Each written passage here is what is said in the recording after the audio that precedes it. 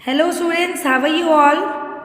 Today we are going to discuss chapter number 1 of your history, that is when, where and how.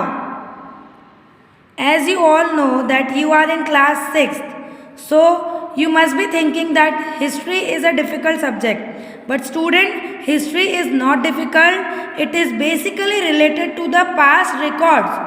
History क्या है? History past record से related है। आप लोग SST पढ़ते आ रहे हो 3rd, 4th, 5th स्टैंडर्ड में, तो जो हमारी जो अभी वाली एसएसटी है उसमें 3 पार्ट्स में डिवाइड हो चुकी है SST, history, civics and geography. ठीक है, तो चैप्टर्स सेम है, पढ़ाई सेम करनी है, बस थोड़ी सी मेहनत ज़्यादा करनी है। ठीक है, तो व्हेन, वेयर एंड हाउ ये चैप्टर है बेस्ड जो पास्ट रिकॉर्ड्स होते हैं हिस्ट्री के, मतलब पुराने रिकॉर्ड्स, कैसे लोग रहते थे पहले के टाइम में, कैसे वो जीते थे, कौन सी लैंड, उनके लैंड के नेम क्या है।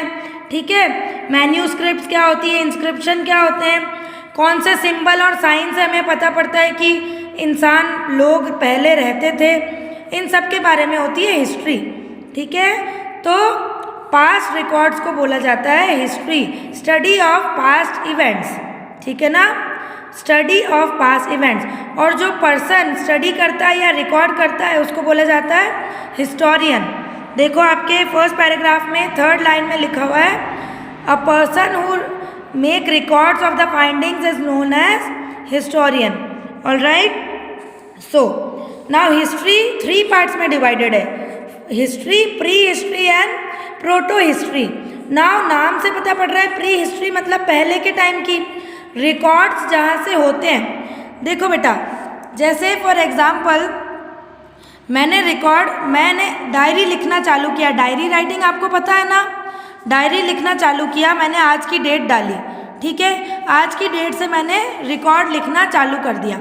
ठीक है, तो आज की डेट से तो रिकॉर्ड है, पर इससे पहले भी मैं कुछ मेरी ऐसे इवेंट्स होंगे जिसके बारे में मैं लिखना चाहती होंगी पर मैंने लिखा नहीं है, तो वो क्या कहलाएगा? प्री। पहले के जो रिकॉर्डेड टाइम से पहले का टाइम होता है वो कहलाता है प्री हिस्ट्री, और हिस्ट्री जो अभी का टाइम जो रिकॉर्डेड टाइम है वो हिस्ट्री हो गई। और प्रोटो हिस्ट्री क्या होता है?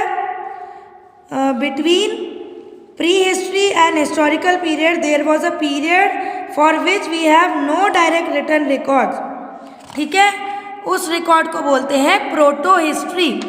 तो इसको हम लोग इलैबोरेट करते हैं। तो फर्स्ट ऑफ ऑल पढ़ेंगे हिस्ट्री।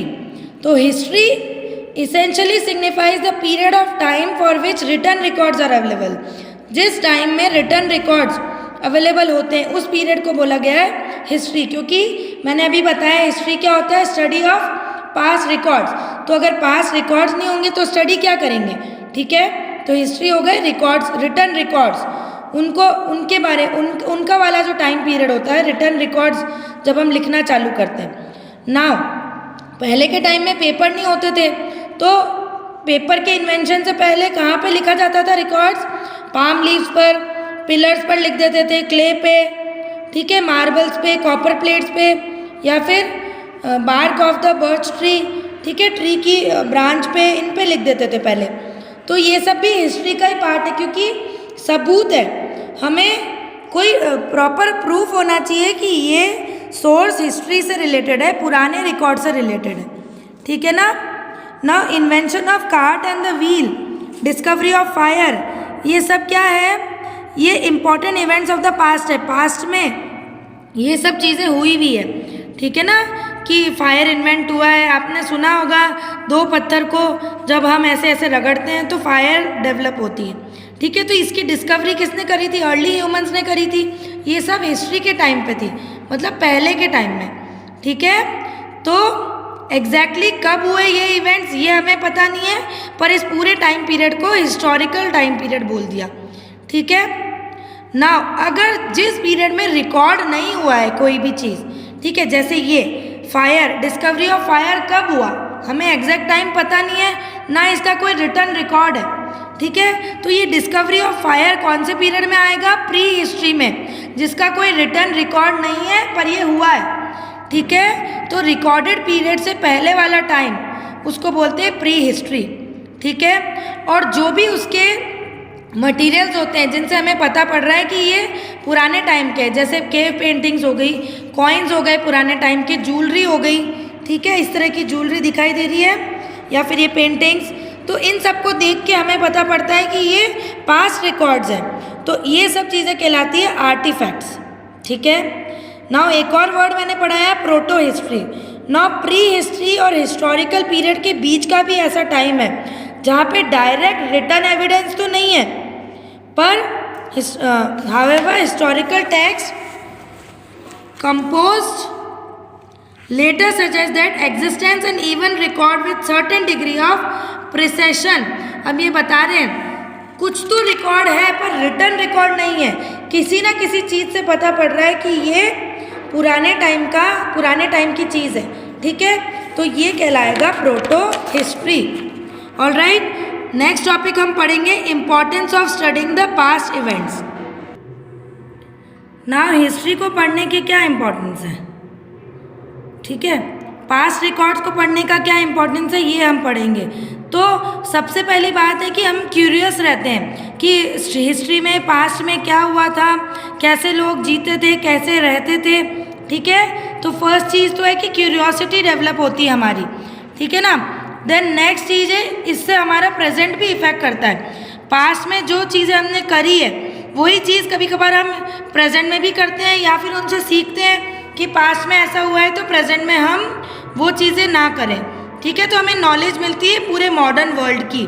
ऑलराइट, देन हिस्ट्री से हमें ये भी पता पड़ता है कि वॉर्स को हमें अवॉइड करना चाहिए, क्योंकि वॉर्स क्या होते हैं, लॉन्ग लास्टिंग होते हैं और बहुत हार्मफुल इफेक्ट होता है उसका। पूरी जो भी है दोनों पार्टीज वॉर की, वो दोनों डिस्ट्रॉय हो जाती पूरी तरह। ओके, देन हिस्ट्री पढ़ने से हमें एक और प्लस पॉइंट क्या है कि हमें ये पता पड़ता है कि स्मॉल ग्रुप भी अगर यूनाइटेड है तो भी वो एक स्ट्रॉन्ग एनिमी को डिफीट कर सकता है एकजुट होकर, ठीक है। तो small band of United people can defeat strong enemy. Alright, then furthermore study of popular practice, idea, tradition help us to understand the link between past and present। now हमारे beliefs, ideas जो पहले चलते थे उससे अभी भी हम लोग वही सोच रखते हैं क्या? पहले के जो लोग बाग थे उनकी सोच क्या होती थी, थोड़ी ऑर्थोडॉक्स होती थी। धीरे धीरे टाइम के साथ साथ एजुकेशन बढ़ता गया, टाइम के साथ साथ उनकी सोच भी चेंज होती गई, ठीक है। तो इम्पॉर्टेंस ऑफ स्टडिंग हिस्ट्री आपको समझ में आया। Now next topic is chronology of events. Chronology means होता है ऑर्डर, ठीक है। नाउ हिस्ट्री को पढ़ने से पहले हमें ये पता होना चाहिए कि कौन सा इवेंट कब हुआ है, ठीक है, उसका प्रॉपर ऑर्डर पता होना चाहिए। नहीं तो हम लोग उसकी, अगर हमें सीक्वेंस पता नहीं होगी तो हमें उसको पढ़ने का कोई फ़ायदा नहीं है, यूजलेस हो जाएगा हमारा सारा इवेंट्स, ठीक है। तो अब हिस्ट्री के क्रोनोलॉजिकल ऑर्डर सेट करने के लिए कैसे सेट किया हिस्टोरियंस ने एक पर्टिकुलर पॉइंट ऑफ रेफरेंस तो लिया होगा ना, जिससे वो सेट करेंगे कि सबसे पहले ये इवेंट हुआ, उसके बाद ये इवेंट हुआ। तो एक हिस्टोरियंस हैव यूनानिमसली मतलब एक साथ, उन्होंने एक साथ डिसाइड किया कि जो जीसस क्राइस्ट का बर्थ है, जीसस क्राइस्ट हम सबको पता है, ठीक है, क्रिश्चियन गॉड है जीसस क्राइस्ट, उनके बर्थ के टाइम उसको उन्होंने माना गया एक पॉइंट ऑफ रेफरेंस, उनके बर्थ के ईयर को, ठीक है। Now we refer to the events of the past with BCE। Now उनके बर्थ से पहले जो भी इवेंट हुआ उसको BCE बोला जाता है, जैसे बिफोर कॉमन एरा, ठीक है, means before the birth of Jesus Christ. Jesus Christ के बर्थ के पहले वाला टाइम BCE कहलाता है, और जीसस क्राइस्ट के बर्थ के बाद वाला टाइम कॉमन एरा, ठीक है, after the birth of Jesus Christ common era, या फिर AD एनो डोमिनी, ठीक है। CE is also sometime use for indicating the dates which stand took place after the birth of, जैसे मैंने बताया Jesus Christ के बर्थ के बाद तो उसको बोलेंगे एनो डोमिनी, ठीक है। So 2013 can be written both as CE and AD। Similarly we can also use BCE in place of BE। कभी कभी BE भी यूज़ करते हैं, BC यूज़ नहीं करें तो BC होता है बिफोर कॉमन एरा, और CE मतलब कॉमन एरा या फिर after the birth of Jesus Christ. Okay, now timeline. Timeline क्या होता है? Graphical representation of events in chronological order. जैसे आपको पेज नंबर 103 पे ये एक टाइमलाइन दिखाई दे रही है। टाइमलाइन मतलब ऑर्डरली डिवाइड होना, कोई भी इवेंट्स ऑर्डर किस ऑर्डर में डिवाइडेड है, ठीक है, उसको बोलते हैं टाइमलाइन। तो it has events on one side of it and respective dates on the other side. देखो ये सारे इवेंट्स दे रखे हैं और ये डेट्स दे रखी है। जैसे द चोला डायनेस्टी, या फिर हम सबसे पहले पढ़ते हैं तो early and let stone age, ये कब था? 7000 BCE में, बिफोर कॉमन एरा। फिर आया इंडस वैली सिविलाइजेशन 2000 BCE में। फिर आया वैदिक पीरियड 1000 BCE में, अभी BCE चल रहा है, ठीक है। Then age of Mahajanapadas and rise of Jainism and Buddhism, ये कब हुआ? 600 BCE में। Then first Indian empire under the Mauryans कब सेट हुआ? 322 BCE में। तो देखो डाउन होता जा रहा है, ठीक है, पास आते जा रहे हैं हम कॉमन एरा के, ठीक है ना। Then Ashoka reign 272 BCE। Then rise of Shunga Sangam age of south India, ये कब था, कब हुआ? 180 BCE में। Then rise of Satavahana dynasty, ठीक है, ये सब बता रखा है कि पहले अर्ली स्टोन एज थी, फिर इंडस वैली सिविलाइजेशन हुआ, फिर वैदिक पीरियड आया, ठीक है। तो ये जैसे जैसे पास आते जाएंगे वैसे वैसे हम क्रिश्चियन एरा के पास आएंगे, ठीक है। तो अब क्या आया? Rise of Satavahana dynasty 30 BCE में। अब देखो 30 BCE हम बिफोर कॉमन एरा के बहुत पास आ गए, कॉमन एरा। अब नेक्स्ट आ गया कुशानास, इंडो ग्रीक्स, ये सब कहाँ पे? 50 CE, अभी after the Jesus Christ birth है, okay. Then Gupta and Harshvardhan 320 CE। Then Chola dynasty 985 CE। तो ये टाइमलाइन से हमें पता पड़ रहा है, क्रोनोलॉजिकल ऑर्डर भी पता पड़ रहा है। अगर हम क्रोनोलॉजिकल ऑर्डर नहीं जानेंगे तो हम कैसे भी लिख सकते हैं कि पहले अशोक रेन आया था, फिर उसके बाद राइज ऑफ सतवाहना डायनेस्टी हुई, फिर उसके बाद वैदिक पीरियड आया। तो हमारे आंसर सारे गलत हो जाएंगे और हमारी नॉलेज भी रॉन्ग हो जाएगी, ठीक है। तो हमें क्रोनोलॉजिकल ऑर्डर का पता होना जरूरी है। नाउ पढ़ेंगे इम्पॉर्टेंस ऑफ जोग्राफिकल फैक्टर्स।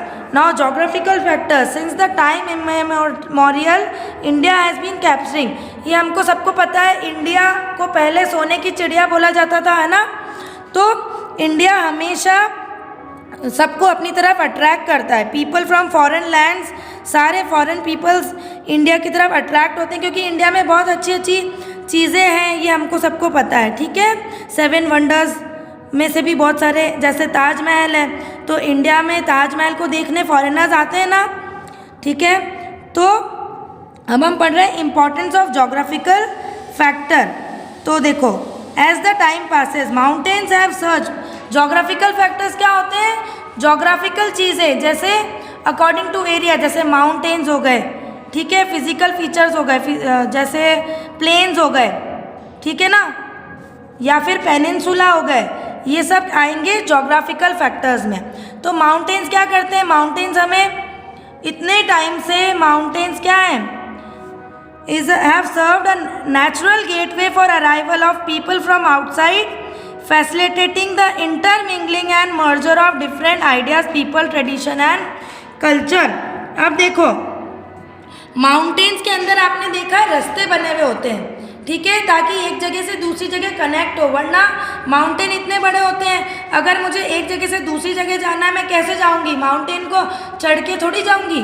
तो माउंटेन के अंदर से या रास्ते बने हुए होते हैं, बीच में से रास्ते बने हुए होते हैं, उसको बोलते हैं माउंटेन पास, ठीक है, पासेस बोलते हैं। पास मतलब वहाँ से एक जगह से दूसरी जगह जाने का पाथ, उसको पास बोलते हैं। अब इससे क्या होगा? इससे दो तरह के लोग बाग, दोनों तरफ के लोग अटैच होंगे, उनके ट्रेडिशन आपस में शेयर हो सकते हैं, उनका कल्चर पता पड़ सकता है हमको, ठीक है। तो जोग्राफिकल फैक्टर माउंटेन बहुत इंपॉर्टेंट है, ठीक है ना। देन नेक्स्ट आता है सेलिएंट फीचर ऑफ इंडियन सब continent is vast fertile stretch of Indo Gangetic plains. मैंने बताया प्लेन, हिमालय के नीचे वाला एरिया प्लेन्स कहलाता है, जो एकदम स्ट्रेट प्लेन रहता है, जहाँ पे ज़्यादा से ज़्यादा पब्लिक रहती है, जहाँ पे हम लोग होम्स भी डेवलप करते हैं, ठीक है। Fertile plain that first human settlements in this range came into existence.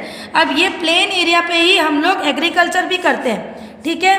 अगर प्लेन एरिया नहीं होता तो हम लोग एग्रीकल्चर कहाँ पे करते हैं, खेती बाड़ी, ठीक है। देन नेक्स्ट पेनिनसुला, पेनिनसुला भी एक इम्पॉर्टेंट फैक्टर है क्योंकि this range is full of mountain, river, valleys and plateaus. This region is during a long course of history, this region has evolved its own distinctive identity, lending a great diversity to the cultural configuration of the subcontinent। now क्या बता रहा है ये कि किस तरह से जो जोग्राफिकल फीचर्स है उन्होंने बहुत सिग्निफिकेंट पार्ट प्ले किया है हमारी हिस्ट्री को डेवलप करने में, फ्लरिश करने में हमारे एरियाज़ को, ठीक है। तो नेक्स्ट टॉपिक पे आ जाएंगे अब हम, sources of history. Now history के सोर्सेज के बारे में।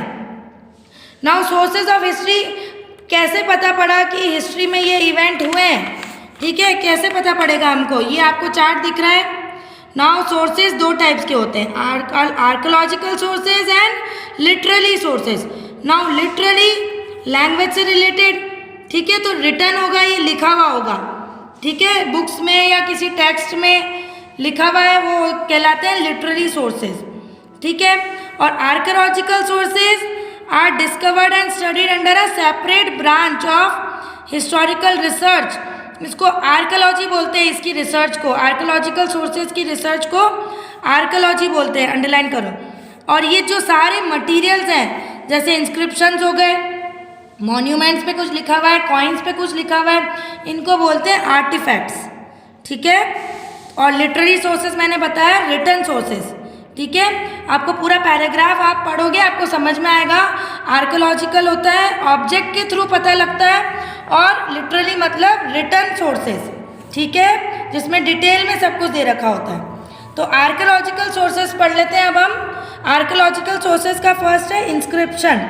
इंस्क्रिप्शन मतलब पिलर्स पे लिखना या रॉक्स पे लिखना, ठीक है। आपने देखा होगा कभी कभी पिलर्स पे, रॉक्स पे, फोर्ट की वॉल्स पे लिखा होता है, कुछ कुछ लिख देते हैं, वो उनकी अलग ही उनकी भाषा होती है, उसमें लिखते हैं वो, ये पहले की भाषा थी, ये पास्ट टाइम के बारे में बताते हैं, तो वो सब क्या कहलाएंगे, इंस्क्रिप्शंस।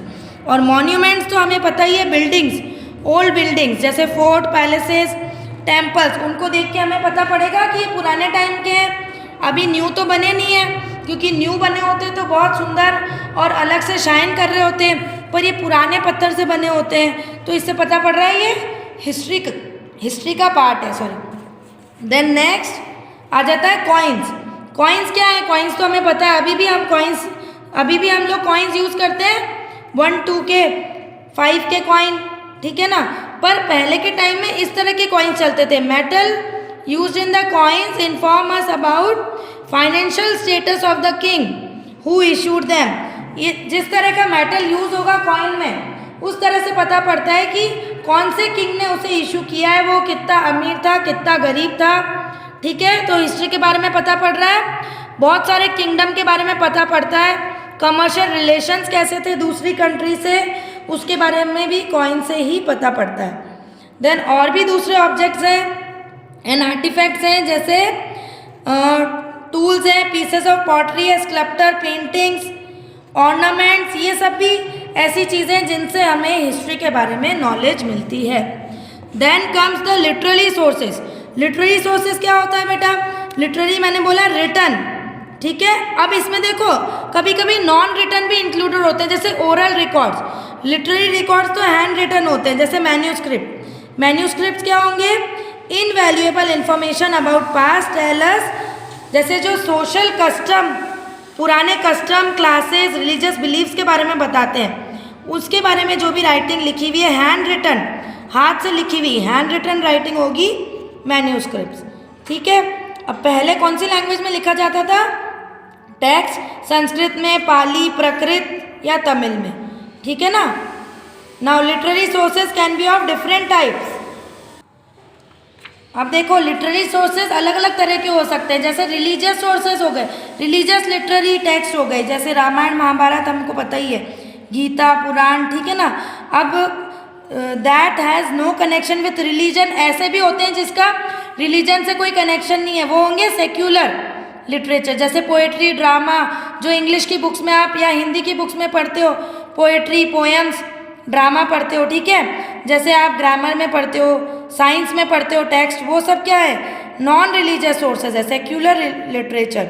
जैसे अर्थशास्त्र ऑफ कौटिल्य, ये अंडरलाइन कर लो, ये आपको लर्न भी करने हैं, यहाँ पे लर्न लिखो सब, बाना भट्टा, हर्षचरिता, ये सब लर्न करने हैं आपको। Alright, then comes the last topic, indigenous and foreign sources. As we all know many foreign visitors came to India, ये पता है आपको, फॉरेन विजिटर्स आते हैं, ठीक है, और इंडिया को ऑब्जर्व करते हैं, उसके ट्रेडिशन को, प्रैक्टिस को, कैसे इंडिया के लोग रहते हैं, ठीक है, ये सब चीज़ ऑब्जर्व करते हैं। Special mention can be made of Indica by Megasthenes who was Greek ambassador in the court of Chandragupta Maurya. Now Chandragupta Maurya के कोर्ट में एक ग्रीक एम्बेसडर था, ठीक है ना। अब उन्होंने क्या करा, इट प्रोवाइड्स अब important information, Indica by Megasthenes लिखी है ये बुक, ठीक है ना, उन्होंने लिखी है। अब उन्होंने इसमें सारा बताया कि किस तरह के लोग रहते हैं इंडिया में, किस तरह का ट्रेडिशन फॉलो करते हैं, क्या प्रैक्टिस है, कैसे पीपल है, ठीक है, उनकी ईटिंग हैबिट्स कैसी है, उनकी लिविंग हैबिट्स कैसी है, ठीक है। तो ये कहलाते हैं फॉरेन सोर्सेज, जो हमारे बाहर से आते हैं और हमारी इंफॉर्मेशन लेकर दूसरी जगह जाते हैं, ठीक है। तो ये सब कहलाएंगे, जो बाहर से लोग आते हैं इंडिया में वो कहलाएंगे फॉरेन लिटरेचर में आते हैं, वो जो लिखते हैं वो फॉरेन लिटरेचर में माना जाता है, ठीक है। और जो इंडियंस लोग लिखते हैं वो इंडिजीनियस। तो दोनों में डिफरेंस पता पड़ गया, जो इंडियंस ने लिखा है इंडिया के बारे में वो हो जाएगा इंडिजीनियस, एंड जो फॉरेन ने लिखा है इंडिया के बारे में वो कहलाएगा फॉरेन सोर्सेज। आई होप ये टॉपिक आपको, ये चैप्टर अच्छे से समझ में आया है, बहुत ईजी है, आप एक बार रीड करेंगे तो आपको क्लियर हो जाएगा सब जो भी मैंने आपको समझाया है, और इसका PDF मैं आपको सेंड करूँगी, तो आपको वर्क नोटबुक में करना है। Okay students, till then goodbye, good luck.